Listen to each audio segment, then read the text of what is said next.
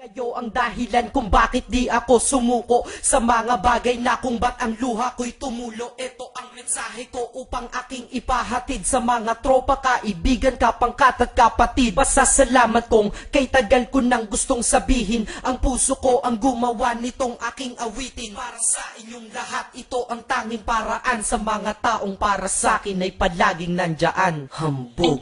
Kayo ang dahilan kung bakit di ako sumuko sa mga bagay na kung ba't ang luha ko'y tumulo. Ito ang mensahe ko upang aking ipahatid sa mga tropa, kaibigan, kapangkat at kapatid. Pasasalamat kong kay tagal ko nang gustong sabihin, ang puso ko ang gumawa nitong aking awitin. Para sa inyong lahat, ito ang tanging paraan sa mga taong para sa akin ay palaging nandyan. Upang ako'y mabigyan ng kalakasan ng loob at manatili na nakatayo at di patataob na kahit na anumang pagsubok na nagdadatingan. Di ako takot pagkat alam kong may malalapitan. Pag ako ay mayroong problema na dinadala, akala ko ako'y nag-iisa, ngunit hindi pala. Alam nyo ba kung bakit?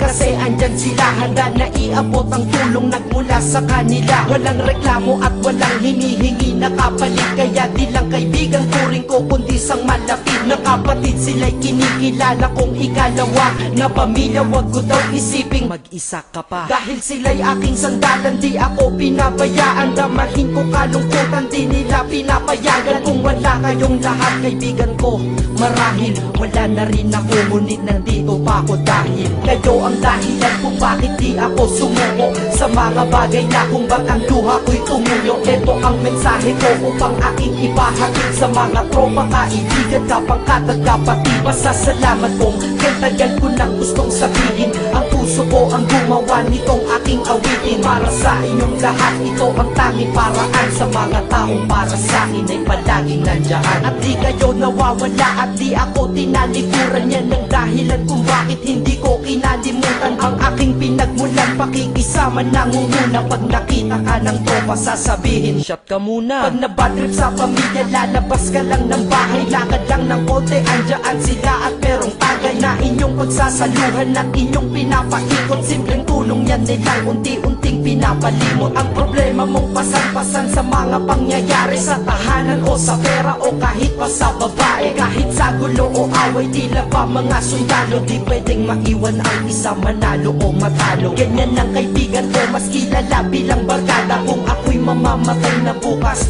ako'y handa na. At kung may ikalawang mundo o buhay para sa akin, sana magiging tropa ko kayo pa rin. Kayo ang dahilan kung bakit di ako sumuko sa mga bagay na kung ba't ang luha ko'y tumulo. Ito ang mensahe ko upang aking ipahatid sa mga tropa, kaibigan, kapangkat at kapatid. Pasasalamat kong kay tagal ko nang gustong sabihin, ang puso ko ang gumawa nitong aking awitin. Para sa inyong lahat, ito ang tanging paraan sa mga taong para sa akin ay palaging nandyan. Kaya ako'y kontento na dahil kayo'y naging parte ng buhay ko. Sa kabutihan nyo, paano ko gagante? Magtatawagan ng mga tropa, kita-kita lang sa kanto. Pagkatapos didiskarte ng pitselyosi at baso, papaikot ang sombrero para mag-ambag ang tropa. Kahit 20 pwede na, basta lamang makatoma.